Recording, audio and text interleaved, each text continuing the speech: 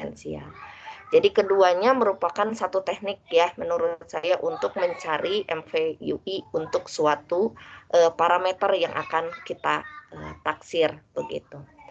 Nah, sebetulnya sebagai tambahan ini ya diskusi di awal begitu ya. Dalam statistik cukup tersebut begitu ya, ketika kita mencari penaksir untuk parameter theta sebut seperti itu. Nah, di sana kita tidak memerlukan sebetulnya konsep-konsep yang sudah kita pelajari sebetulnya di awal ya anak-anak. Jadi tidak sama sekali di dalam menemukan penaksir parameter itu kaitan dengan, mungkin saya langsung ke bab yang sebelum UTS ya anak-anak. Yaitu kita tidak memerlukan di sana istilah konvergensi, betul tidak? Ya, jadi kita tidak ada di sana istilah konvergensi dalam peluang ya. Kemudian apalagi konvergensi dalam distribusi yang biasanya membutuhkan konsep limit ya, n menuju tak terhingga. Jadi sebetulnya penaksiran parameter ini barangkali turunan ya, lebih ke turunan dari mendapatkan taksiran secara titik dan juga secara selang. Ya, jadi lebih ke kalau tidak salah di akhir-akhir menjelang UTS ya, kita membahas metode-metode penaksiran, yaitu di inferensi statistik sebetulnya. Ya, jadi jatuhnya bahwa bab statistik cukup terutama yang kemarin kita bahas itu lebih menempel ke arah inferensi statistik ya, mencari taksiran titik, di mana taksiran titik kita itu kan metode-metodenya itu beragam ya, mulai dari metode momen ya, kemudian metode likelihood maksimum ya, kemudian metode Bayesian yang sudah kita peroleh. Nah, kemudian juga bahwa ada kaitan juga ya, bahwa nanti sesudah kita mendapatkan suatu taksiran untuk parameter kita, baik itu misalnya umumnya pakai likelihood maksimum ya. Nah, taksiran tersebut, nah itu yang akan kita uji begitu ya, apakah dia memiliki sifat-sifat penaksir atau tidak. Gitu. Jadi saya lebih menekankan bahwa apa yang kita bahas sesudah ini itu erat kaitannya dengan taksiran titik tanpa kita melibatkan konsep di awal, yaitu bicara konvergensi. Begitu ya anak-anak, ada konvergen dalam peluang, konvergen distribusi. Nah, seperti itu. Ya, karena ini juga menjadi bahan alur begitu ya di dalam StatMat begitu ya. Jadi yang dulu membahas tentang barisan begitu ya, di mana barisan itu bisa sangat banyak. Nah, sekarang kita bicara tadi ya kaitannya dengan taksiran titik tersebut. Nah, sekarang kita akan masuk ke bagian fungsi satu parameter ya, di mana fungsi satu parameter ini juga memiliki tujuan yang sama. Sebetulnya ya intinya bab 7 subbab 76 ini juga sudah kita bahas. Jadi bukan makhluk yang baru, anak-anak ya. Intinya bahwa yang kita akan bahas sekarang itu sudah kita kerjakan ya, bahwa kita mencari taksiran parameter, lalu kita mencari fungsinya ya, fungsi dari statistik cukup. Nah, itu yang diistilahkan dalam fungsi suatu parameter di sini. Slide-nya sudah terlihat anak-anak di layar masing-masing? Sudah, Bu. Ya. Nah, jadi di sini ya fungsi suatu parameter ya ini berkaitan dengan barangkali beberapa dari fungsi yang sudah kita temukan. Jadi kemarin seperti statistik cukupnya apa sih? Oh, sigma xi. Nah, lalu kita mencari suatu fungsi ya anak-anak dari statistik cukup tersebut. Gitu ya. Misalkan fungsi tersebut adalah dibagi n. Ya, yaitu statistik cukupnya dibagi n. Yang tidak lain adalah rata-ratanya begitu ya. Nah, itu kita sudah bicara bahwa kita mencari suatu fungsi di mana fungsi tersebut ya merupakan statistik cukup juga gitu ya untuk parameter theta kita.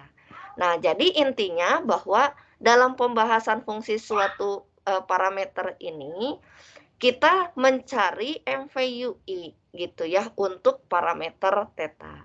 Nah, kalau yang dulu ya, saya mungkin bicara yang dulu.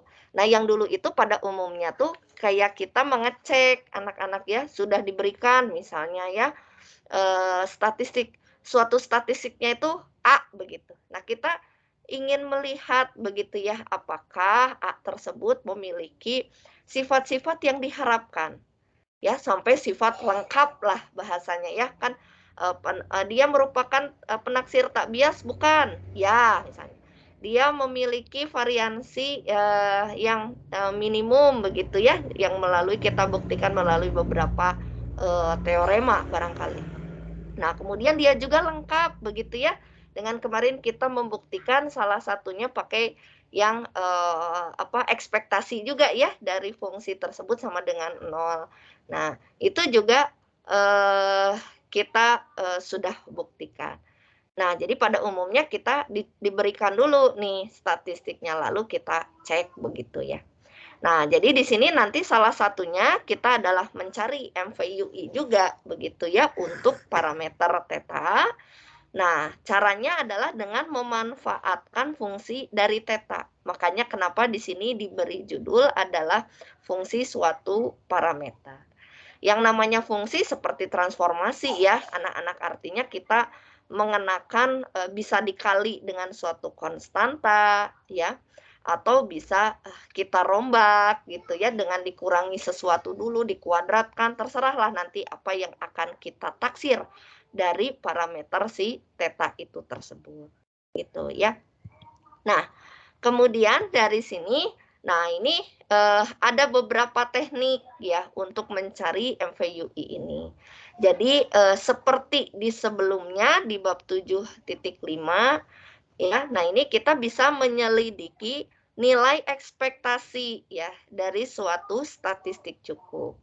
Nah, di sini barangkali lihat contoh begitu ya di 752 dan 753 ya di halaman 400 ya. Nah, ini juga belum kita cobakan nih. Jadi harapan saya nanti di hari Rabu kita bisa mencoba ya latihan-latihan ini. Nah, jadi sekilas nih kita melihat contoh di 52 dan 53 ya. Nah, itu berbentuk fungsi yang 752 ini eksponensial dan yang 753 itu adalah berbentuk fungsi di sini sebentar. Pangkat min X pangkat semacam kayak bentuk power ya, anak-anak. Jadi yang di sini adalah eksponensial, di sini bentuk pangkat karena X-nya yang dipangkatkan kalau untuk yang 53 dan yang 52 ini bentuknya eksponensial memang ya. Nah, di sini kita bisa menyelidiki di sini ekspektasi begitu ya dari statistik cukup ini. Jadi artinya kita harus di sini mengecek dulu gitu ya statistik cukup yang ada, yaitu tidak lain adalah statistik cukup yang dimaksudkan di sini adalah sigma XI gitu. Nah, dari sigma XI tersebut ya itu kita akan membentuk suatu fungsi begitu ya, di mana nanti fungsi tersebut ya itu memiliki sifat-sifat yang MVUI itu gitu ya, yaitu yang ekspektasinya sama dengan parameternya dan seterusnya gitu ya. Nah, jadi di sini dan kemudian di teorema yang 752 ya barangkali ditegaskan lagi. Nah, jadi artinya kalau kita sudah mendapatkan suatu statistik cukup yaitu sigma XI, nah kita bisa mencari di sini ya ekspektasinya juga variansinya. Nah, itu yang kemarin kita bahas. Nah, yang kedua, nah ini sebetulnya lebih ke awal ya. Aduh, teorema berapa ya anak-anak nanti yang menghafalkan ya, yaitu mencari ekspektasi bersyarat ya. Jadi Anda masih ingat waktu itu ekspektasi bersyaratnya adalah statistik cukupnya terhadap parameternya ya. Nah, ini dari penaksir tak bias diberikan suatu statistik cukup. Nah, ini kalau tidak salah di awal-awal pas saya membahas statistik cukup ya, tentang beberapa teorema yang pakai U ya, kalau nggak salah ada fungsi U. Nah, itu dari definisi dan juga teorema yang ada begitu. Nah, itu sudah pernah dibahas begitu ya. Nah, kemudian dari sini kita juga bisa melihat begitu ya hubungan antara PLM yaitu penaksir likelihood maksimum dengan MVUI. Jadi seperti kita telah ketahui gitu ya bahwa kita pernah begitu ya diminta mencari ibaratnya penaksir si teta itu. Nah, penaksir teta itu paling mudah adalah dicari menggunakan dua metode sebetulnya ya, yaitu metode momen dan juga metode likelihood maksimum. Dalam hal ini memang karena kebanyakan itu diketahui distribusinya begitu ya, anak-anak artinya fungsi distribusinya khusus. Nah, sehingga memang orang akan lebih cenderung menggunakan likelihood maksimum dibandingkan metode momen anak-anak. Walaupun saya pernah bilang di awal metode momen itu metode yang paling sederhana begitu ya. Nah, karena kita tahu distribusinya, maka PLM ini lebih banyak ya. Kalau misalnya anak-anak TA gitu ya, itu lebih banyak digunakan. Yang penting punya distribusi. Nah, penaksir LM ini masih sangat kuat ya. Kenapa? Karena kita tahu bahwa penaksir LM ini begitu ya, itu terbukti bahwa dia memang memaksimumkan fungsi gabungannya begitu, sehingga memang di sini lebih apa ya, dirasa mungkin entah lebih disukai atau seperti apa karena pembuktiannya itu jelas. Nah, di sini diberikan penjelasan bahwa distribusi asimptotik gitu ya, MVUI itu dapat diperoleh dari distribusi asimptotik PLM. Jadi dengan kata lain, sebetulnya terdapat hubungan ya antara tadi ya taksiran yang diperoleh dari likelihood maksimum ya, untuk selanjutnya dibuktikan bahwa taksirannya tersebut MVUI. Jadi boleh dibilang bahwa tadi ya pertama kita bisa mencari taksirannya dulu menggunakan LM, dan LM tersebut ya harapan kita tadi dia akan memiliki sifat yang MVUI itu dengan di sini kaitannya dari distribusi asimptotik begitu. Nah, di sini kita bisa memanfaatkan teorema 732 di halaman 389. Ya, barangkali kalian bisa loncat dulu.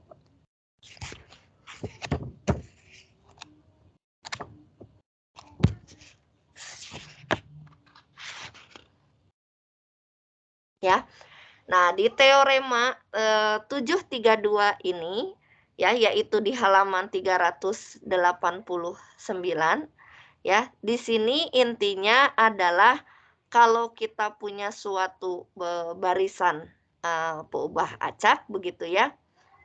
Di sini sampel acak ya, maaf, sampel acak yang punya suatu distribusi tertentu. Jadi bayangkan bahwa kita punya distribusi ya, keterangan di sini. Syaratnya adalah kita punya sampel acak berukuran N. Nah, kemudian kita punya fungsi peluangnya begitu ya.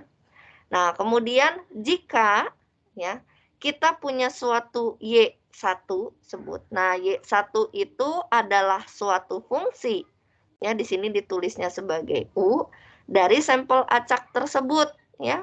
Untuk suatu parameternya harus ada ya. Kemudian dan jika taksiran teta topi ya, yaitu teta topi dari likelihood maksimum itu ada dan tunggal, nah maka teta topi merupakan fungsi dari U1 ya. Nah, jadi di sini begitu ya. Nah, jadi intinya adalah kita membentuk suatu fungsi ya, disebutnya U1 dari sampel acak yang N ini, dan kemudian jika kita tahu teta topi itu adalah penaksir likelihood maksimum yang tunggal, nah maka teta inilah yang merupakan fungsi dari Y1. Ya, jadi di sini terlihat memang ada kaitannya ya. Jadi kebayang saya adalah ketika nanti kita punya satu fungsi peluang diberitahu seperti itu, dan kemudian kita bisa menaksir tetanya dengan cara menurunkan pertama terhadap teta, lalu mengecek turunan keduanya supaya kurang dari 0 ya. Dan dia terbukti di sini tunggal gitu ya. Nah, maka teta ini fungsi ya dari Y1 yang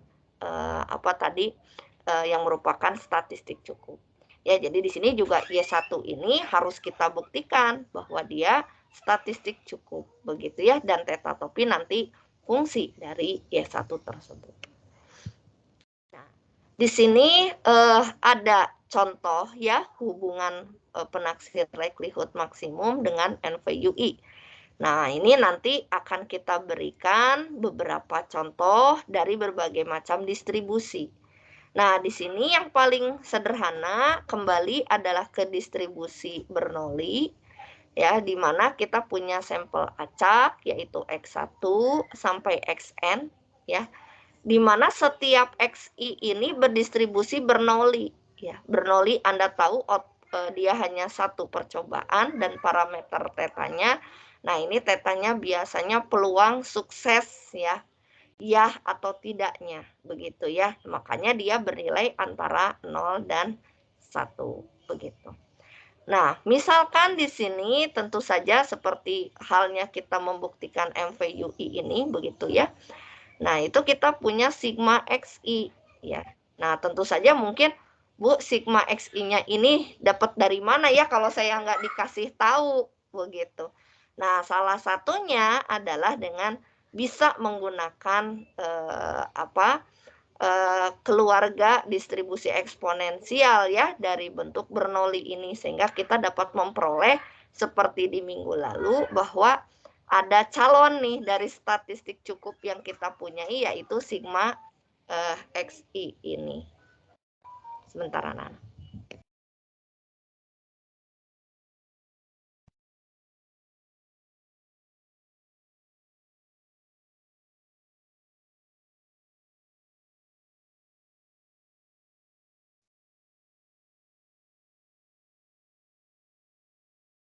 Maaf ya, anak-anak. Nah, kita lanjutkan ya. Nah, di sini yang pertama ya, kita bisa membuktikan Y itu adalah statistik cukup untuk theta. Nah, di sini yang bisa kita gunakan adalah yang faktorisasi ya, anak-anak ya. 7, 2, 1.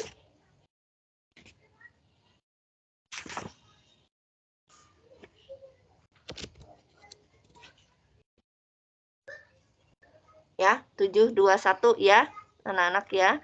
Jadi di 7, 2, 1 itu kita di sini menggunakan definisi ya dari suatu statistik cukup. Nah, ini kalau nggak salah yang dari teman kalian ya, yang pertama ya waktu itu ya. Yang teorema bisa pakai teorema faktorisasi Newman juga ya di halaman 384. Ya, jadi ada yang pakai definisi kayak waktu itu latihan teman kalian, atau yang pakai di sini teorema ya. Kalau yang definisi yang kemarin ya, teorema 721 atau faktorisasi Newman begitu. Nah, kemudian di sini kita pun bisa melihat bahwa Y per N ya juga merupakan statistik cukup untuk si theta. Nah, Y per N inilah nanti yang merupakan fungsi ya anak-anak dari suatu statistik cukup. Kenapa disebut fungsi? Ya karena kita mengalihkan dengan sesuatu atau mentransformasi bentuk Y. Nah, kalau di sini transformasinya masih sederhana, yaitu kita kalikan dengan 1/n saja ya gitu. Nah, maka Y per N juga ini merupakan statistik cukup untuk si theta. Nah, penaksir YN ya, Y per N yang artinya memang rata-ratanya anak-anak. Nah, ini merupakan satu-satunya penaksir likelihood maksimum. Yang artinya dari fungsi Bernoulli ya, untuk kita mendapatkan I2 ini, ya Anda harus menurunkan terlebih dahulu begitu ya anak-anak dengan membentuk fungsi likelihood. ya dari Bernoulli ini. Kemudian kita turunkan dan nanti terbukti bahwa Y per N ini merupakan penaksir ya satu-satunya untuk si theta yang kita punyai. Nah, kemudian yang ketiga di sini penaksir Y per N ini bersifat tak bias. Nah, berarti kita harus mengecek begitu ya bahwa ekspektasi dari Y per N ini ya itu sama dengan si theta itu sendiri. Yang artinya di sini lebih jelas lagi ekspektasi Y per N bersyarat Y besar sama dengan Y kecil, artinya kita ganti begitu ya. Nah, ini menjadi Y per N dan ini juga merupakan fungsi dari Y. Begitu. Nah, yang keempat, karena I titik 1 ya, yang tadi dia statistik cukup, dan juga yang ketiga ya, maka di sini Y per N itu adalah MVUI untuk si theta. Nah, itu dari teorema 731 Rao-Blackwell. Ya, karena dari Rao-Blackwell kalau tidak salah satu harus ada statistik cukupnya dulu, begitu ya anak-anak ya. Ya, kemudian yang kedua baru kita membuktikan ekspektasi yang bersyarat ini. Gitu ya, dia merupakan fungsi juga dari Y-nya. Nah, itu bunyi Rao-Blackwell halaman 389. Dan kemudian lebih jauh lagi, nah kita bisa mengetahui variansinya. Ya, variansi Y per N ya, seper N-nya bisa keluar dikuadratkan. Nah, variansi dari Y ini masih ada N-nya sehingga bisa saling mencoret dengan ini. Ya, nah ini variansinya. Ya. Nah, kemudian dari yang tadi kita sudah ketahui begitu ya, yaitu bentuk fungsi yang seperti ini ya. Nah, maka kita misalkan itu adalah suatu delta. Nah, di mana delta ini adalah theta dikalikan 1 minus theta. Nah, di sini perhatikan bahwa penaksir likelihood maksimum untuk delta ini adalah delta delta apa ya ini anak-anak ya. Ini kayak semacam penaksir juga ya. Kenapa tidak pakai topi? Ini istilah lain ya supaya tadi tidak ketukar. Nah, penaksir likelihood untuk ini adalah Y per N dikalikan 1 min Y per N. Kenapa? Karena tadi tetanya ya. Tetanya kita ganti karena tadi penaksir untuk si tetanya itu adalah Y per N. Nah, maka kita masukkan di sini adalah Y per N dikalikan 1 min Y per N. Dan ini merupakan fungsi ya dari suatu statistik cukup. Nah, jadi di sini ya kita membentuk di sini fungsi dari statistik cukup di mana fungsinya adalah berbentuk seperti ini, yaitu theta dikalikan 1 minus theta. Ya, jadi fungsi dari si theta ya yaitu dikalikan dengan lawannya sendiri.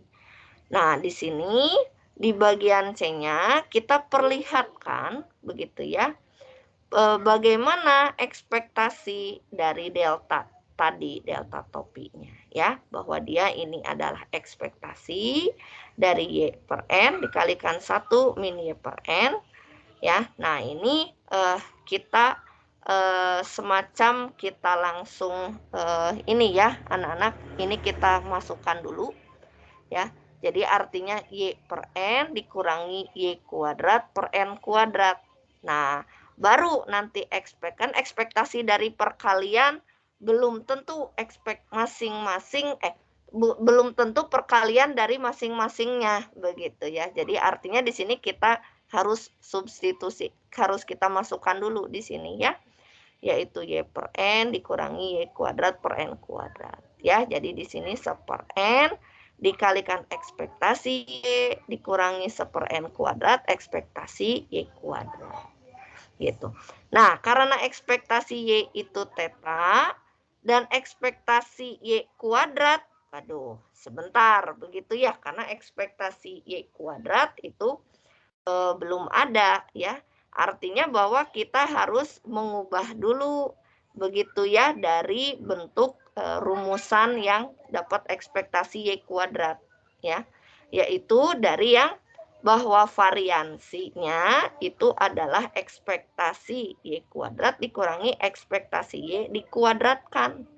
Gitu. Jadi di sini ya kita menggunakannya begitu.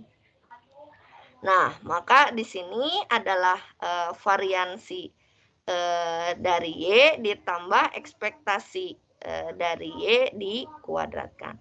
Nah, ini ekspektasi dari Y sudah ada ya di sini ya. Di sini tetanya sebentar ya anak-anak. Oh, Y per N ya. Nah, kita memanfaatkan yang teta ini ya, yaitu N kali Y. Begitu ya di sini. Jadi di sini variansi tetanya itu adalah N teta ya, kalikan 1 min teta ya. Karena teta ini adalah N kali Y begitu. Dan ini pun sama ya. Ini makanya di sini adalah N dari tetanya ya. Jadi di sini N kali Y-nya. Jadi N-nya bisa Anda keluarkan menjadi N kuadrat dan ekspektasi Y-nya itu adalah teta. Dikuadratkan menjadi teta kuadrat. Nah, maka di sini ekspektasi ya dari tadi yang delta ini kita kembalikan di sini. Artinya dia sama saja dengan kita substitusikan ya. Ganti ekspektasi Y-nya dan juga ekspektasi dari Y kuadratnya seperti ini. Nah, jika kita perhatikan anak-anak di sini ya, kita tadi sudah dapat bahwa deltanya itu sendiri adalah teta dikalikan 1 minus teta. Jadi artinya kalau boleh dituliskan oleh anak-anak begitu ya. Nah, di sini ini bisa kita buat ya bentuk sederhana ya, kita kumpulkan ya yang variabel dengan variabelnya tentu saja. Ya. Nah, jadi ininya bisa kita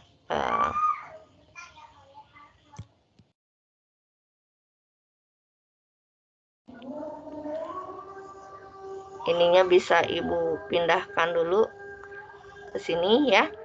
Nah, ini yang N kurang satunya ya, bisa pindah ke atas.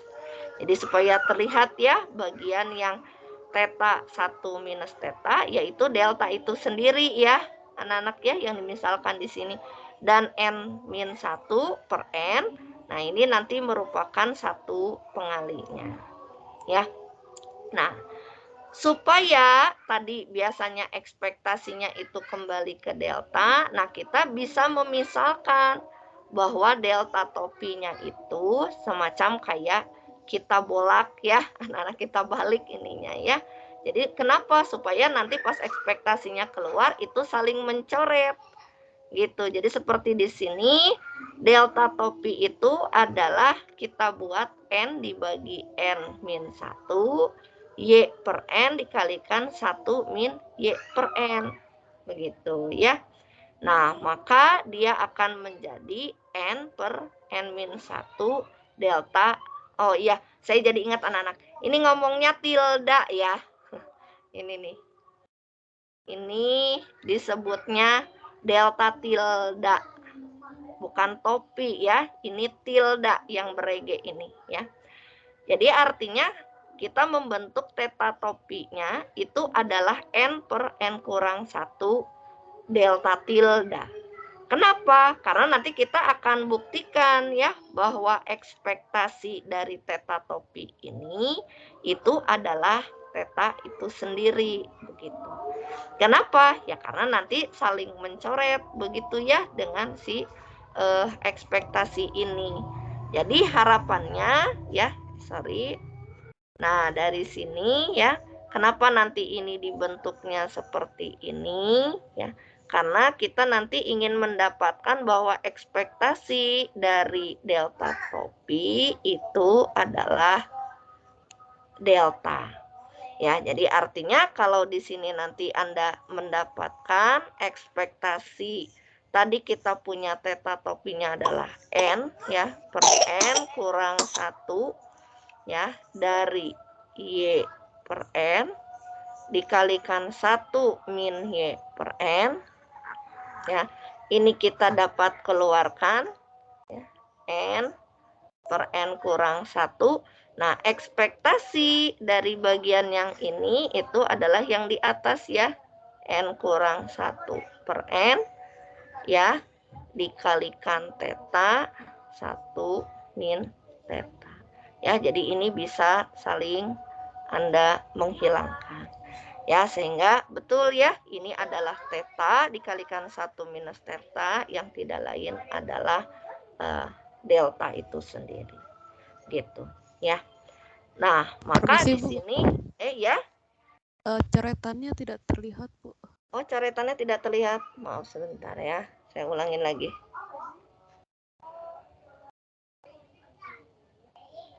Sebentar. Oh. Udah terlihat anak-anak? Sudah, Bu. Ya, ya. Ini ya. Nah, jadi di sini ya. Nah, ini coretan saya. Jadi harapannya adalah sebetulnya membentuk ini semacam kayak karena kita melihat ada suatu konstanta ini di mana nanti kita harus buktikan gitu ya bahwa si delta topi ini penaksir tak bias. Jadi kan harus sama dengan delta itu sendiri. Jadi supaya habislah bahasanya ya, maka kita kalikan ya dia dengan N dibagi N kurang 1. Seperti itu supaya dapatnya delta. Nah, maka di sini delta topi merupakan UMVUI untuk delta itu sendiri. Ya. Nah, kemudian di sini sehingga ya biasanya kan MVUI itu mengandung ya istilah variansi minimumnya. Nah, berarti variansi di sini dari Y per N ya, seperti tadi kan kita tahu ekspektasinya ya. Nah, variansi Y per N-nya itu tidak lain adalah delta per N ya, atau di sini adalah delta topi per N begitu ya. Nah, seperti itu ya di sini kaitannya untuk mencari MVUI untuk si theta. Jadi kesimpulannya yang mana Bu yang MVUI-nya? Ya ini tadi ya, yang N per N min 1 dikalikan Y per N dikalikan 1 min Y per N. Seperti itu. Nah, di sini kita ingin membandingkan anak-anak ya, bagaimana delta tilde dengan delta topi ya, yang masing-masing tadi delta tilde didapatkan dari penaksir likelihood maksimum ya. Dimana ini tadi di sini ya anak-anak. Nah, ini dapatnya dari mana? Dari PLM ya. Nah, ini nanti barangkali ya menurut Ibu coba dulu ya sama anak-anak begitu ya. Nah, kemudian di sini kaitannya seperti apa? Nah, perhatikan bahwa delta tilde itu merupakan penaksir yang konsisten untuk delta.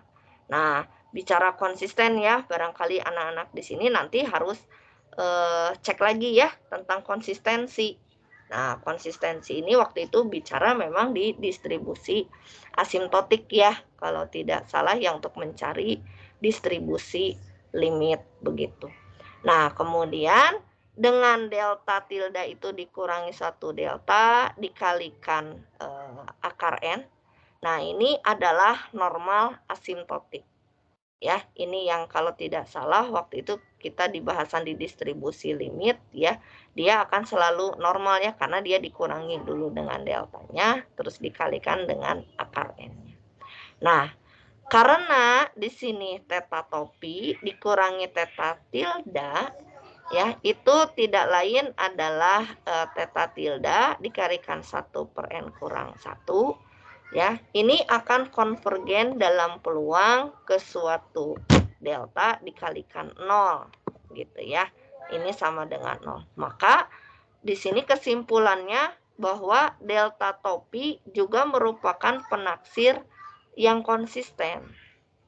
Ya, jadi intinya adalah karena kita sudah tahu penaksir PLM itu selalu konsisten gitu ya. Nah, maka kita ingin cek juga bahwa si delta topinya itu juga konsisten dengan cara tadi ya, bahwa kita melihat selisihnya begitu ya dari taksiran yang topi dan juga dengan yang tilda itu sebetulnya sangat kecil begitu ya, atau hampir sama lah. Nah, itu bicara konvergen dalam peluang. Nah, tentu saja bicara konsep konvergen dalam peluang di sini ya harus menggunakan bisa menggunakan kesamaan Chebyshev ya anak-anak ya, kesamaan Chebyshev yang sebelumnya, yaitu kita mencari ekspektasi dan variansi ya kalau tidak salah ya dari si penaksirnya. Nah, nanti kita pakai limit juga begitu ya, yang terutama yang di sini, makanya di sini limitnya bisa 0 karena itu tadi begitu ya. Nah, selanjutnya maka di sini akar N dikalikan delta topi dikurangi delta ya, dikurangi dengan akar N yang tadi mengandung tilda dengan konsep yang sama di sini ya, maka dia tidak lain adalah akar N per N kurang 1 kalikan delta tilda. Nah, ini akan konvergen dalam peluang itu juga ke 0 begitu ya. Nah, tentu saja mungkin ini bisa menggunakan beberapa sifat begitu ya dari yang ada di konvergen dalam peluang. Nah, jika seperti ini kondisinya bahwa selisih dari dua taksiran untuk delta tersebut itu sama dengan 0. Nah, dengan kata lain bahwa distribusi si yang sebelah kiri ini sama ya dengan distribusi yang sebelah kanan. Nah, kenapa kok Bu seperti itu ya? Nah, ini bisa kita menggunakan si teorema ya. Kalau bicara distribusi kan tentu saja ingatnya konvergen secara distribusi. Jika dia konvergen dalam peluang, maka dia konvergen dalam distribusi. Jadi bisa dinyatakan karena dia juga kuat, nah distribusinya dianggap sama begitu. Nah, kita lanjut. Nah, bagaimana karena tadi tujuan kita adalah membuktikan distribusi asimptotik begitu ya.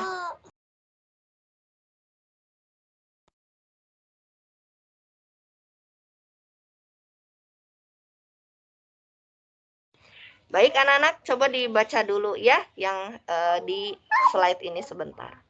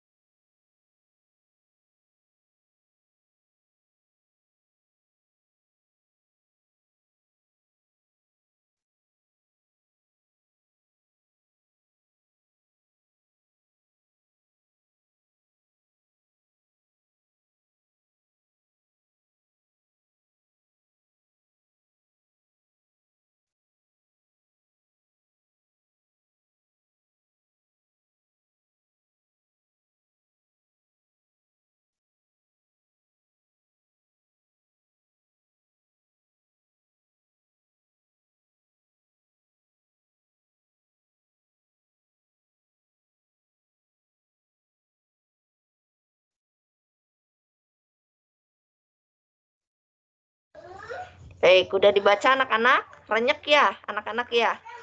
Tahu renyek? Aduh, ini slide-nya padat. Nanti barangkali Ibu akan pisah-pisah ya, anak-anak ya, kayak kemarin biasanya Ibu preteli lagi ya, supaya mudah dimengerti. Tapi kita baca saja dulu ya. Nah, jadi kembali di sini karena tadi untuk mencari hubungan penaksir likelihood maksimum dengan apa yang tadi MVUI ya, itu melalui distribusi asimptotik. Nah, salah satu di sini yang bicara distribusi asimptotik itu adalah metode delta. Siapa yang masih ingat metode delta, anak-anak? Itu seangkatan dengan apa aja ya metode delta? Tara, ada yang ingat Tara metode delta, Tara? Kenapa Bu metode delta? Seangkatan dengan pas ngebahas apa aja itu, Tara? Sama yang sama itu ya, apa sih yang pembangkit momen tuh? Sip.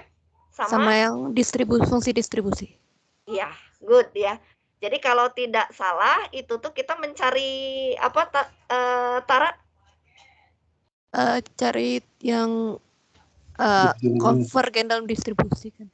Betul, konvergen dalam distribusi, terutama mencari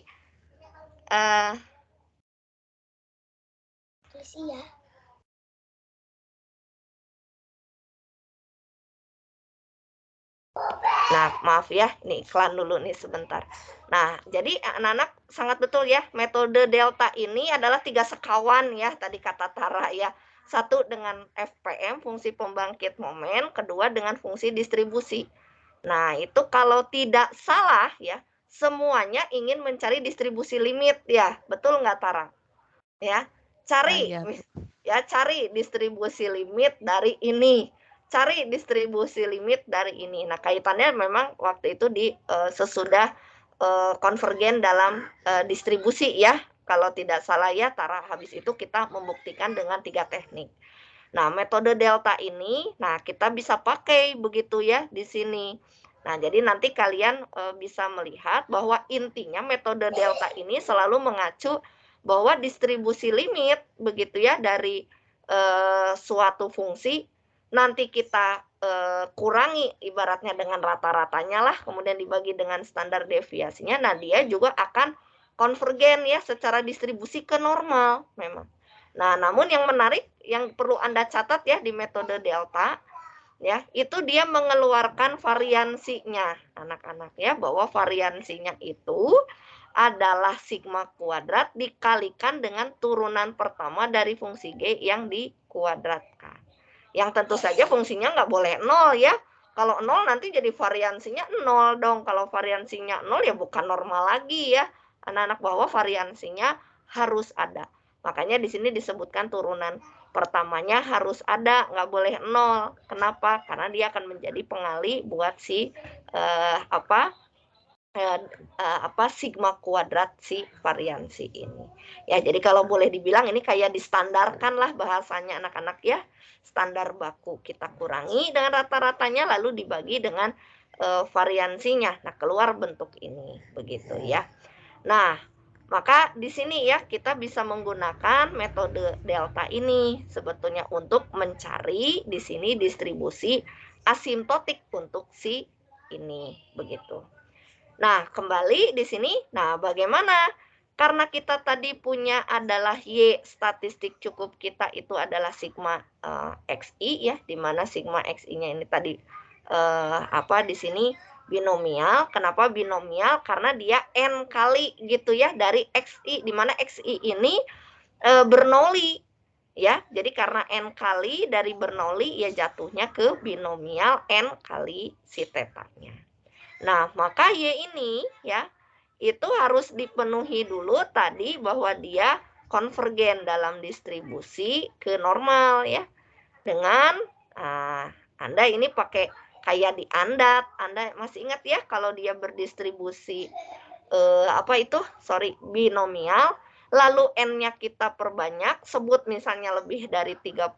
Nah, maka ekspektasi dari si Y ini yaitu N kali theta ya. NP, Anda masih ingat ya? NP variansinya apa Bu? NPQ. Nah, berarti di sini adalah N kali theta. Nah, variansinya adalah N theta kali 1 minus theta. Gitu ya. Nah, maka karena tadi kita punya fungsi yang tadi menuju ke tildanya itu adalah Y per N.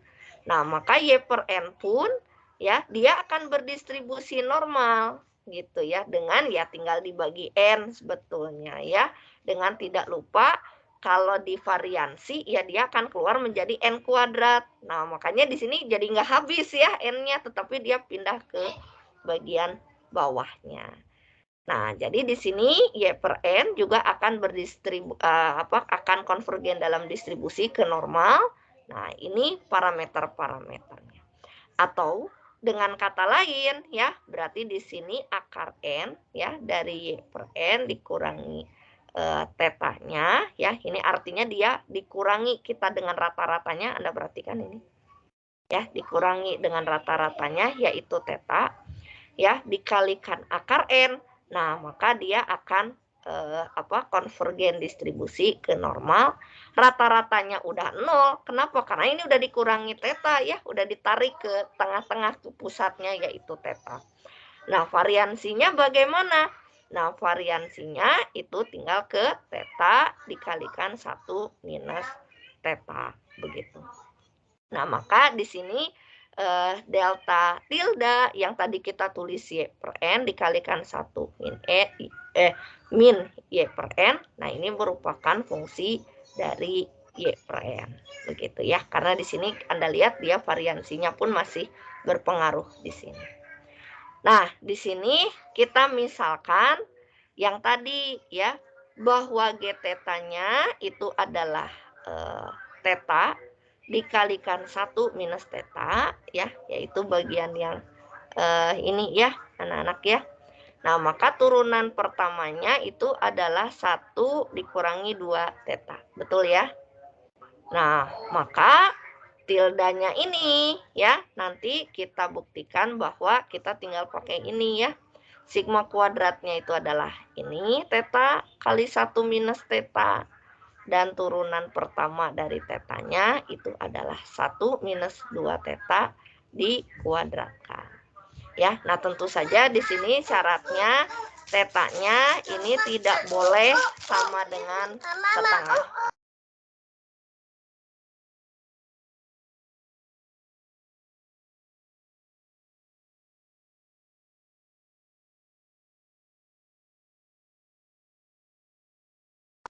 Ya, jadi di sini syaratnya seperti itu begitu ya. Nah, kemudian di sini akar dari delta topinya ya itu tidak lain sama ya, yaitu dengan teta tidak sama dengan setengah. Karena tadi terbukti dari yang sebelah sana nih, maaf. Nah, ini ya. Nih, artinya bahwa si yang ini memiliki distribusi yang sama. Ya, jadi dengan kata lain, kalimat yang terakhir sebelah sini ini diperoleh dari yang sebelumnya. Begitu ya, bahwa si yang ini distribusinya sama dengan yang bagian ini. Oke, ya. Nah, seperti itu. Nah, anak-anak, ini memang cukup panjang prosesnya. Nanti akan Ibu preteli seperti biasa, karena biasanya pada umumnya setiap kali mengajar kadang satu slide Ibu rasa kadang aduh ini penuh banget gitu ya. Nah, nanti ini biasanya Ibu jabarkan langkah per langkah seperti yang lalu. Yang lalu juga kan kalau Ibu nerangin full dulu begitu ya, tapi nanti kok kerasa di sini ada yang mengganjal begitu ya. Nah, nanti Ibu akan jabarkan lagi ya, biasanya langkah per langkah. Nah, jadi intinya adalah tadi ya dari contoh 1 yang tadi lumayan ini berslide-slide gitu ya. Kita intinya ingin mencari distribusi asimptotik ya. Nah, secara sekilas memang kita tidak ragu ya anak-anak dengan bentuk seperti ini, yaitu akar N seperti ini bentuknya. Nah, maka dia pasti mengacu ke normal begitu ya. Jadi biasanya umumnya bentuk ini semacam kayak sudah harga mati ya, anak-anak dilarikan ke normal begitu ya dari semacam bentuknya. Nah, metode delta ini tadi ya yang akan menjadi jembatan, terutama kita mencari variansinya anak-anak. Nah, kalau dilihat di sini anak-anak ya kita bicara variansinya. Nah, di sini kalian bisa membandingkan ya anak-anak. Menurut saya coba anak-anak bandingkan begitu ya.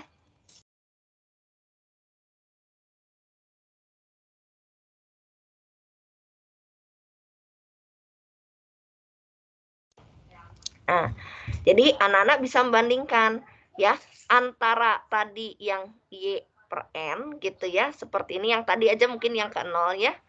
Nah, dengan dia theta dikalikan 1 minus theta. Ya. Kedua, dengan yang tadi distribusi untuk yang sebelah sini untuk fungsi dari statistik cukupnya, itu kan ada pengali tambahan ya, anak-anak, yaitu 1 dikurangi 2 theta dikuadratkan. Nah, tentu saja mana yang lebih besar dari mana, begitu ya. Nah, ini harus coba Anda ya pura-pura aja masukin gitu ya nilainya. Anak-anak kan tadi theta ini adalah parameter atau peluang ya dari binomial yang tentu saja nilainya pecahan. Ya, jadi sebutlah kayak gini lah, pecahan kali pecahan. Nah, berapa? Nah, kalau di sini pecahan kali pecahan, nah ini nilainya apa nih? Ya, nah coba anak-anak cek ya, ini besaran yang mana gitu ya, anak-anak. Karena apa? Karena tadi kita bicara bahwa delta tilda dan delta topi ini merupakan function, tadi lebih-lebih delta topi itu function dari delta tilda function dari Y per N gitu ya. Nah, jadi kayak fungsi dari statistik cukup, fungsi lagi dari statistik cukup. Nah, itu bagaimana nilai variansinya. Harapannya anak-anak ya, feeling saya lebih kecil dong ya, makin minimum gitu ya. Nah, itu yang ingin dibuktikan, makanya dia MVUI atau tidak begitu. Nah, di sana ya, jadi anak-anak bisa melihat, membandingkan, bukan hanya sekedar tadi ya mencari prosesnya walaupun ini panjang, nanti tahap per tahapnya kita preteli kembali, anak-anak bisa mengecek ya nilai perbandingannya, karena di sini ada pengali yang menarik ya, 1 kurangi 2 theta dikuadratkan, begitu. Nah, itu untuk satu contoh ini ya. Oke, sebentar Ibu break dulu ini sambil ngecas dulu. Andre, gimana Andre? Menurut pendapat Andre? Pusing, Dre? Halo Bu. Ya, gimana Dre? Pusing, Dre? Ya, lumayan Bu. Ya, terasa di sini agak dari sini ke sini ada prosesnya gitu ya, Andre ya? Agak berlipat, bener nggak, Andre? Iya. Ya, jadi nanti harapan saya anak-anak agak berlahan, biasanya gitu, sambil anak-anak coba kembali gitu ya prosesnya, dikotret lagi. Nah, apakah nanti dapatnya itu proses secara tadi distribusi asimptotiknya itu mengikuti atau enggak gitu ya. Jadi anak-anak coba lagi langkah per langkahnya, karena kadang ya ibu sendiri ketika ngajar, bentar ya, ini kenapa kesini ya, gitu ya. Karena kalian bisa lihat sendiri ini slide-nya udah lama juga nih anak-anak dibuat ya. Jadi kadang setiap ngajar itu pasti kami ada pembaharuan nih. Kenapa bisa begini, kenapa bisa begitu. Jadi dosen juga senantiasa belajar nih anak-anak. Kayak kemarin ya, minggu lalu. Berdebat saya ya barengan dengan Bu Ria gitu ya. Itu kayaknya nggak perlu deh sifat-sifat konvergen dalam distribusi. Gitu ya. Jadi kami pun sendiri harapannya kayak gitu ya anak-anak ya, ngembangin teori StatMat ini juga terus-menerus ada perbaikan nih. Terutama kami mau protes nanti. Waduh, protes. Tahun depan tuh pengen dipisah ya anak-anak ya. Ini kan anak-anak nyampur banget ini ya. StatMat ini untuk siapa itu? Anak matematika sama aktuaria nih, kami udah pengennya dipisah aja. Kenapa? Karena harapannya nanti anak-anak aktuaria itu ya apa ya, mungkin lebih real ya anak-anak ya. Kata anak matematika, Bu, emang kami juga jadi nggak real, Bu? Enggak sih, contoh-contohnya ya barangkali anak-anak ya. Seperti apa tadi distribusi normal. Kalau di matematika kan nggak sejauh itu barangkali ya. Nah, pemanfaatannya di mana kalau di aktuaria ya? Yang tadi misalnya N-nya menuju tak terhingga gitu ya. Nah, itu bisa nggak misalnya untuk kasus-kasus diklaim gitu ya. Nah, itu kan di aktuaria harus dicari contoh-contohnya tuh anak-anak ya. Kalau di matematika sih banyak ya bayangannya N menuju tak terhingga itu gitu. Kasusnya banyak gitu. Nah, kalau di aktuaria bagaimana pemanfaatannya gitu. Kayak di sini kan misalnya Bernoulli, iya tidak ngeklaim atau enggak gitu ya anak-anak. Nah, kalau N-nya diperbanyak jadi normal enggak? Nah, kan itu harus lebih real gitu ya. Contohnya untuk aktuaria, kalau di matematika masih luas. Kayak saya misalnya bidang saya geostatistika. Ya, saya di analisis spasial. Nah, Bu Nia dipakai nggak Bu Nia ini gitu di konsep saya? Ya dipakai karena saya juga punya lokasi, barisan lokasi ya yang cukup banyak gitu. Ya, jadi artinya kalau saya mengamati kejadian, misalnya kejadian ya sebut sekarang penyakit COVID gitu ya, titik-titiknya itu bisa di mana aja kalau dicatat per yang positif gitu kan ada alamatnya. Nah, artinya kalau N-nya diperbanyak, nah bisa nggak yang tadi iya, tidak, positif, enggak gitu ya. Nah, ini nanti memiliki distribusi normal. Nah, terus terutama kayak taksiran-taksiran tadi likelihood maksimum gitu ya, itu selalu dipakai. Jadi Ibu ini bicaranya anak matematika dulu ya, karena kan Ibu sendiri dari kakinya di matematik, di aktuaria kan baru ya berapa tahun ya. Sebetulnya Ibu sudah nyemplung agak lama juga gitu ya, tapi gara-gara mungkin kurang ya. Kalau kata Ibu sekarang tuh kurang pengajarnya ya di aktuaria. Mudah-mudahan ke depannya banyak calon nih yang mau jadi dosen nih. Nggak tahu nih kalian ada yang minat nggak? Tapi harus ITB itu galak anak-anak. Minggu lalu keluar aturan dibuka lowongan tuh untuk dosen S1 aktuaria, tapi harus lulusan S3. Waduh, sejak kapan anak-anak ya? Kadang ITB itu terlalu kejam, intinya mah kayak nggak mau nerima dosen gitu ya. Karena harus lulusan S3 mana ada gitu. Kebanyakan lulusan S3 pasti sudah jadi dosen gitu di mana-mana gitu. Jadi dulu Ibu ingat ini sambil curhat dulu nih biar nggak pusing tadi yang ditanya ya. Aduh, ya. Jadi berapa puluh tahun yang lalu itu banyak kalau boleh dibilang ada mahasiswa barisan sakit hati lah, alumni sakit hati. Kenapa? Karena udah lama-lama di ITB magang gitu ya, jadi asisten, tidak pernah gitu cepat diangkat untuk jadi dosen. Padahal dosen di matematik tuh kurang, matematik dulu bicaranya. Nah, sekarang bertambah aktuaria dan sebagainya, boro-boro gitu. Kami mencalonkan kemarin itu 3 dosen ya, semuanya gagal. Gagal diseleksi apa ya, administrasi sih tidak ya. Tuh kalau nggak salah di tes pertama, di tes akademiknya sama tes psikotes. Nah, itu berat katanya ITB itu. Se-ITB-eun ya, jadi artinya bukan hanya matematik, tapi harusnya dong ya gitu ya, rektor atau bagaimana memikirkan nih kalau kebutuhannya besar ya mohonlah ada kelonggaran gitu ya. Nah, itu yang terjadi nih. Jadi akhirnya dosen-dosen seperti Ibu, Ibu tuh saya maksudnya ya, seperti saya suka jadi korban gitu. Harusnya mah saya nggak ngembangin aktuaria ini anak-anak ya gitu. Tapi sudah berapa tahun ya saya 4 tahunan lah megang harus S2 asuransi jiwa. Jadi kalau nanti kalian yang ada lanjut S2 pasti ketemu saya lagi gitu ya di asuransi jiwa 1, di asuransi jiwa 2 saya. Gitu. Belum nanti pengennya magangnya di asuransi di dana pensiun ya sehingga nggak dipegang sama praktisi lagi gitu, tapi bisa saya pegang sendiri gitu. Nah, itu kan butuh magang anak-anak. Saya aja magang berkali-kali. Untuk mengajar StatMat ini aja magang 2 kali. Ya, ketat tuh.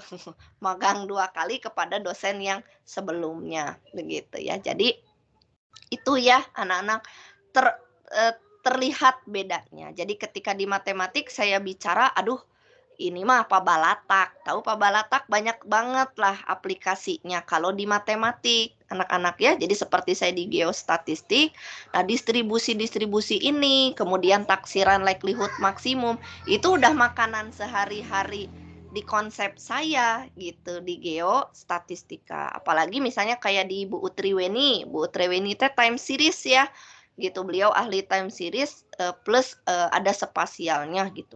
Nah, itu maksimum likelihood juga udah keseharian dan dicari distribusi asimptotiknya. Kenapa? Karena mau lihat konvergensinya apalagi di Bu Utri. Kalau di saya sih konvergen intrinsik. Nah, itu perlu juga. gitu. Nah, jadi kalau di aktuaria, nah tantangan buat kami. Nah, konsep ini teh dipakainya di mana gitu ya, anak-anak. Nah, itu jadi kamu pengen tahun depan tuh dipisah aktuaria, matematika, karena nanti akan bicara contohnya pun berbeda gitu ya.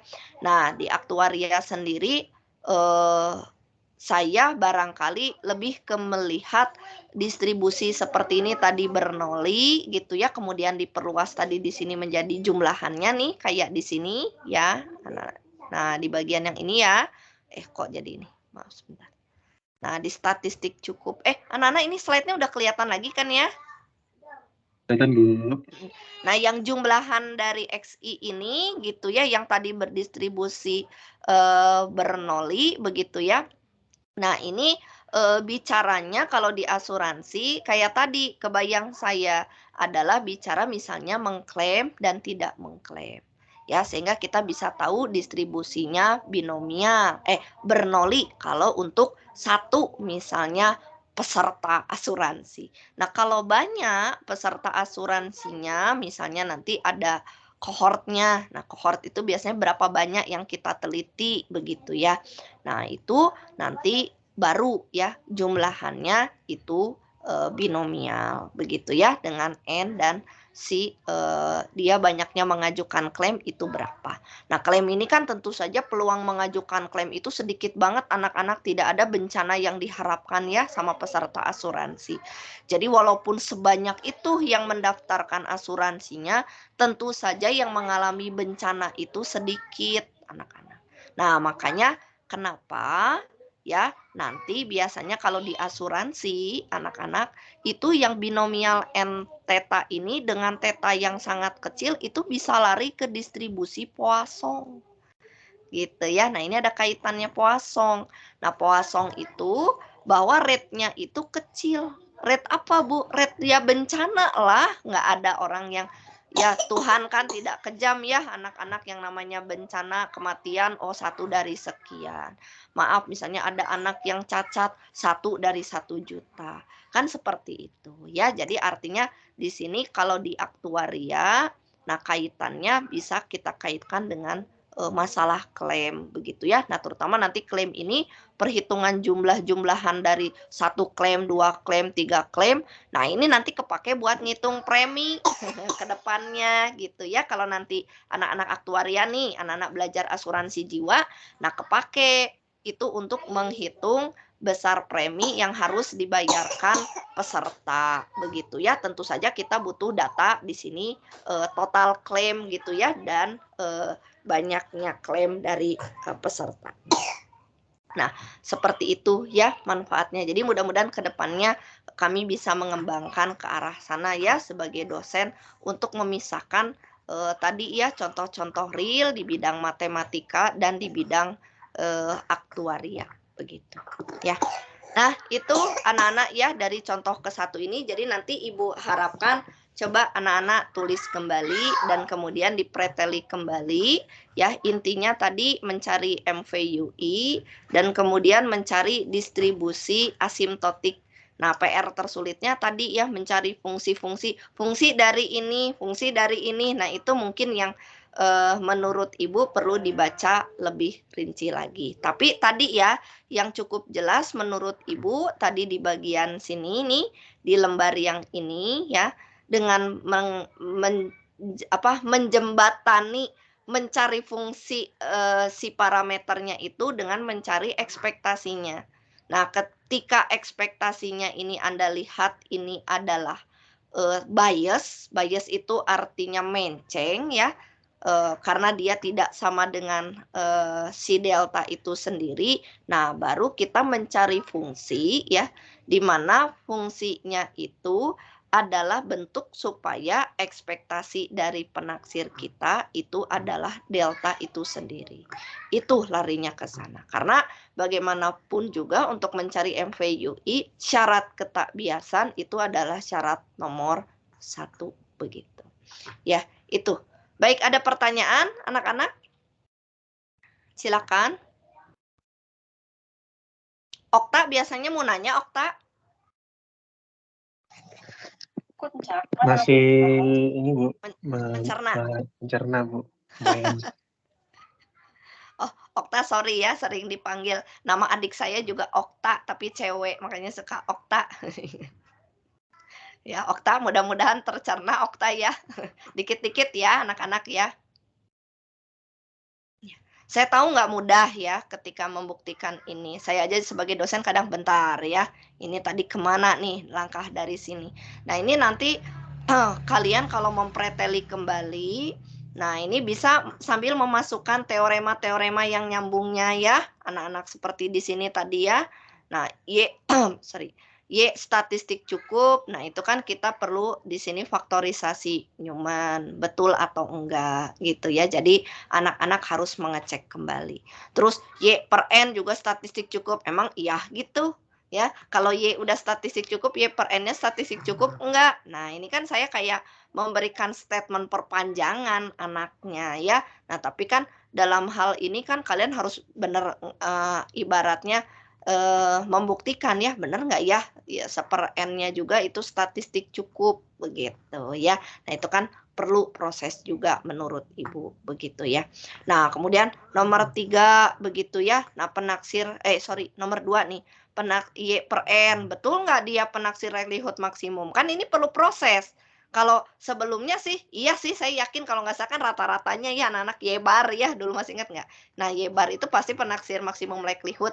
Nah coba lagi begitu ya. Nah terus nomor 3 cek nggak bias nggak ya, jangan-jangan bias lagi. Karena pernah ada ya kita sudah dapat taksirannya terus kita cek ekspektasinya, aduh nggak sama dengan theta, gitu ya, masih ada koefisiennya, berarti kan bias gitu. Nah kita cek lagi, coba ya tak bias atau tidak gitu. Nah nanti ini yang jadi fungsinya dan seterusnya ya anak-anak. Jadi di sini memang perlu menurut Ibu 1, 2, 3, 4 ini perlu dilengkapi gitu ya oleh kalian, jadi yakin gitu ya bahwa seperti itu. Ya, jadi nanti mohon ini 1, 2, 3, 4. Nah, ini ada 4 lembar yang harus kalian kritisi lagi. Tapi setiap lembarnya terbayang ya. Jadi di sini, nah ini bicara dulu karena tadi saya mau menghubungkan yang namanya PLM dengan MVUI. Jadi semua di slide yang ke-1 di contoh 1 ini berkaitan dengan apa ya, unsur-unsur apa aja yang harus tahu. Jadi 1 statistik cukupnya, kemudian penaksir likelihood maksimumnya, terus sifat-sifat ketak biasannya begitu. Itu dipenuhi dulu sampai dapat MVUI karena saya mau mencari PLM dan MVUI, intinya itu ya, cari dulu syaratnya. Nah, udah gitu baru kita mencari MVUI tadi untuk suatu delta. Dengan tentu saja kan deltanya juga ini diambil begitu ya anak-anak. Nah, kenapa begininya kan nanti kita bisa melihat tadi dari besar si tadi ya variansi dari Y ini, di mana Y ya tadi statistik cukupnya.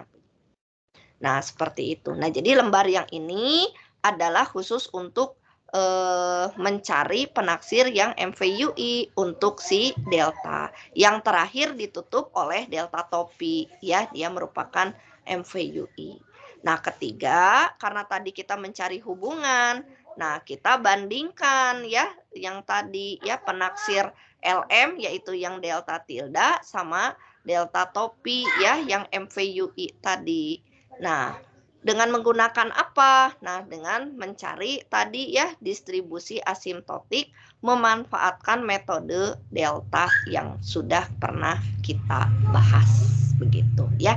Yang sama-sama terakhir di sini disimpulkan dia akan berdistribusi normal begitu ya, karena distribusi asimptotik itu kan bicara N diperbesar, biasanya semuanya menggunakan teorema limit pusat pasti mengarah ke arah distribusi normal begitu ya. Oke ya, mudah-mudahan anak-anak cukup jelas. Nah, selanjutnya di sini Ibu mau masuk dulu ya ke contoh 2. Nah, contoh 2 di sini MVUI pada distribusi uniform. Jadi seperti biasa kita perluas. Nah, di sini uniformnya uniform kontinu ya, anak-anak, karena kan ada uniform diskrit juga begitu. Nah, misalkan sampel acak, sini X1 sampai Xn dari distribusi uniform 0 theta. Nah, di sini akan dicari MVUI untuk semua fungsi yang terdiferensialkan di theta. Ya, artinya kalau kita bicara fungsi, nah fungsi untuk parameter kan bisa banyak memang ya logika kita. Nah, di sini dicari yaitu fungsi yang merupakan MVUI tadi ya. Nah, misalkan di sini YN itu adalah maksimum. Nah, kenapa Bu kok Ibu milih maksimum? Ya, karena di sini tetanya itu Anda perhatikan, lihat kan parameter uniform ini theta. Nah, kalau kita lihat batas-batas dari apa ini bahasanya sebentar. Batas dari distribusinya atau domainnya itu kan bergantung pada theta ya, anak-anak. Dan theta ini menjadi batas maksimum dari distribusi si XI ini. Nah, makanya wajar jika di sini YN-nya maksimum gitu ya, dari X1 sampai Xn gitu. Jadi kalau misalnya nanti distribusinya kayak eksponensial terpancung, nah, dulu ada terpancung ya atau shifted ya waktu itu eksponensial. Nah, itu kan kenapa minimum? Nah, tetanya di sini gitu ya. Dia teta, koma, tak terhingga gitu misalnya. Nah, wajar kalau kita taksir statistik cukupnya itu minimumnya gitu. Jadi di sini wajar ya saya kalau kita lupa-lupa ingat gitu. Nah, ini biasanya kenapa YN-nya teh maksimum Bu taksirannya, karena ininya dia merupakan batas yang maksimum dari distribusi uniform ini. Begitu ya. Nah, misalkan di sini YN adalah maksimum. Nah, diperoleh bahwa YN ini statistik cukup yang lengkap untuk si theta. Nah, ini cek kembali katanya ya di 742 gitu ya. Nah, misalkan di sini G theta, aduh G theta ini apa? Nah, tadi hubungannya fungsi sih sebetulnya di sini ya, fungsi umum aja G theta. Ini fungsi yang terdiferensialkan di theta. Nah, maka MVUI untuk G theta itu adalah statistik ya, fungsi statistik dari si UYN. Ya, kita sudah tahu bahwa ini dari teorema yang keberapa bahwa kita membentuk fungsi dari YN di mana fungsi itu nanti MVUI. Nah, harus memenuhi apa? Nah, ini pakai kalau ngelihat gini pakai Lehman ya, waktu itu Lehman Skevi apa-apa anak-anak. Nah, ini nanti tolong anak-anak lengkapi ya. Nah, G theta itu adalah tidak lain ekspektasi dari YN. Nah, di mana ekspektasi dari YN ini adalah ya integral ya dari 0 sampai theta dari fungsi UY. Nah, ini adalah fungsi kepadatan peluang ya. Nah, jadi ini adalah F YN. Nah, berarti kan fungsi statistik terurut ya maksimum begitu ya. Nah, dikalikan ini ruas kiri dan ruas kanan masing-masing kita kalikan dengan theta pangkat n. Ya, di sini tekniknya supaya bisa diturunin nih anak-anak ya. Nih di sini theta pangkat n dikalikan G ini ya. Nah, di sini kalau dikalikan dengan theta pangkat n menjadi di sini habis ya. Di sininya dia saling menghilangkan sehingga bentuknya seperti ini. Nah, diferensialkan kedua sisi. Nah, tentu saja ini menjadi U kali V ya yang harus anak-anak jabarkan. Ini U, ini V gitu ya. Ini U aksen V ditambah UV aksen ya, ini ya. Nah, maka kalau yang ini karena kita integralkan ya tinggal di dalamnya aja, tapi Y-nya karena ini DY kita ganti dengan theta. Ya, sehingga Y yang di sini kita ganti masing-masing dengan theta. Ya, sehingga diperoleh bentuk seperti ini. Bentuk seperti ini nanti kita akan ubah ya, diperoleh menjadi U tetanya di sendirian kan ini anak-anak ya. Ini ada yang bisa dicoret ya. N kali theta pangkat N min 1. Nah, ini bisa saling menghilangkan di sebelah sini ya. Tapi tentu saja menyisakan masih ada dibagi dengan N ya dan theta ya anak-anak ya. Nah ini ya. Nah sehingga bentuknya seperti ini. Nah sehingga MVUI untuk G theta ya itu tidak lain kita pakai bentuk U theta ini ya, tapi si tetanya kita ganti dengan taksirannya yaitu YN itu sendiri ya. Nah, jadi bentuknya seperti ini. Nah, contoh di sini jika G theta itu adalah theta ya. Nah, maka UYN di sini ya itu adalah kita ini menjadi YN karena tadi G theta itu sendiri ya. Jadi UYN di sini ini GYN jadi YN itu sendiri. Turunan dari YN terhadap YN ya 1 ya. Ini 1 nih anak-anak. Makanya ini tinggal YN per N. Nah, menjadi N tambah 1 per N YN gitu ya. Nah, di sini diperoleh seperti itu ya. Nah, itu ya. Jadi MVUI untuk distribusi uniform itu bentuk fungsinya adalah N ditambah 1 per N dikalikan dengan YN itu sendiri. Nah, jadi kalau di sini lebih sederhana anak-anak ya. Kalau yang tadi kan kita mengalihkan YN dikalikan 1 min YN. Nah, kalau di sini semacam tinggal kita kalikan dengan satu konstanta yaitu N ditambah 1 per N. Nah, paling nanti kita tinggal cari selanjutnya ya ekspektasinya ya, apakah dia tak bias atau seperti apa ya. Nah, ini dengan menggunakan teknik diferensial begitu ya. Tadi didiferensialkan terhadap si theta itu sendiri ya. Baik. Ya, itu dulu barangkali anak-anak dari 2 contoh fungsi suatu parameter di mana di sini parameternya seperti saya sebutkan sekali lagi bahwa kita hanya menggunakannya hanya salah satu saja. Nah, ini belum nanti normal ya, menyisakan nanti kalian baca. Nah, ini kalian lihat di sini memang kita menentukannya hanya untuk salah satu dulu rata-ratanya gitu ya. Seperti tadi kalau di uniform ya batasnya ya kita jadikan taksirannya seperti tadi ini theta ya. Kalau pada Bernoulli tadi tetanya merupakan di sini peluang kesuksesan ya atau peluang kegagalannya begitu. Jadi hanya untuk suatu parameter saja dulu ya, tidak untuk kedua parameter seperti di normal kan ada begitu ya kedua-duanya begitu. Ya, itu dulu. Jadi nanti maaf, slide yang ini tuh udah saya berikan belum ya anak-anak? Belum, Bu. Belum? Belum sampai Ya. sini. Nah, jadi nanti tolong ya menyisakan di sini Anda baca dulu MVUI untuk yang distribusi normal begitu ya dengan di sini si parameter mu-nya ya yang ingin kita cari begitu ya apa penaksirnya gitu. Nah, di sini pun kalau dilihat sekilas kita membutuhkan di sini beberapa syarat seperti Rao-Blackwell ya untuk membentuk si sifat-sifat dari MVUI yang kita butuhkan. Nah, ini juga cukup panjang nih anak-anak ya, tapi nanti harus kalian baca dulu ya karena di sini dia pakai sama seperti tadi ada ekspektasi bersyarat begitu ya. Kemudian ada membandingkan di sini PLM, penaksir likelihood maksimum ya.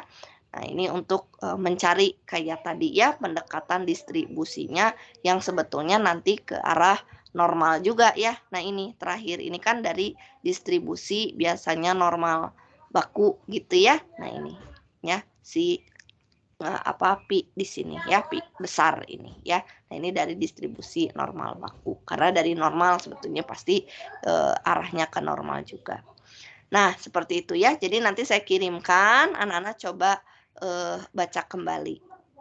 Nah, harapannya anak-anak nanti di Rabu besok ya, anak-anak sudah bisa mulai mencicil ya, mengerjakan beberapa latihan seperti yang di minggu lalu Ibu sampaikan itu ada di bab 75 ya, seperti 751, 752, 753 ya. Nah, itu dicoba kalau tidak salah ada di slide ya anak-anak. Nah, itu mulai dicoba. Nah, nanti sebagian nanti saya akan coba bahas dulu yang bagian terakhir ini, plus nanti jika ada yang sudah mengerjakan, nah itu bisa share begitu ya, dan bisa mempresentasikan ya. Jadi bisa kita bahas bersama sebagai bahan penguatan di bab subbab terakhir ya, 75 dan 76 begitu. Ya, itu saja dulu dari Ibu. Tetap anak-anak jaga kesehatan ini, walaupun yang sebagian ya dari kalian sedang saum, tetap semangat gitu ya kuliahnya, nggak ngantuk-ngantukan ya anak-anak ya. Mudah-mudahan tetap fit begitu ya semuanya dan sehat semuanya. Baik, itu saja dulu dari Ibu. Nanti langsung Ibu kirimkan dulu di grup ya bahan yang terakhir ini. Baik, terima kasih semuanya atas perhatiannya ya. Ibu tutup ya. Assalamualaikum warahmatullahi wabarakatuh.